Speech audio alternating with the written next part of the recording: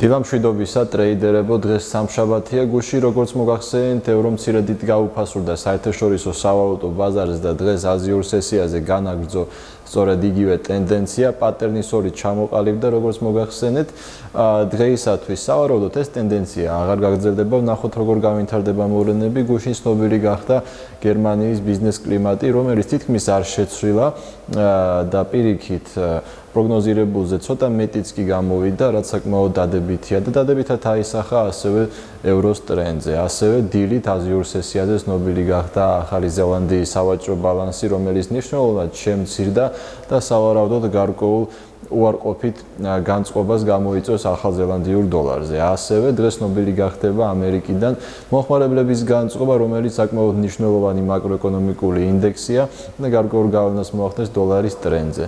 ფუნდამენტური მოვლენების სულ ეს იყო, რაც შეეხება ტექნიკურ ანალიზს, ევრო-დოლარის სავალუტო წყვილზე მიაქციეთ ყურადღება ორ მნიშვნელოვან დონეს, ეს არის 1.19 წინააღმდეგობის დონე დღევანდელი აზიური სესიის ყველაზე მაღალი ფასი, ხოლო მხარდაჭერის დონეც შეარჩიეთ 1.0991, ეს არის დღევანდელი აზიური სესიის ყველაზე მნიშვნელოვანი ფასი, სწორედ ამ ფასზე იყო ევრო ყველაზე იაფი დღეს აზიურ სესიებზე.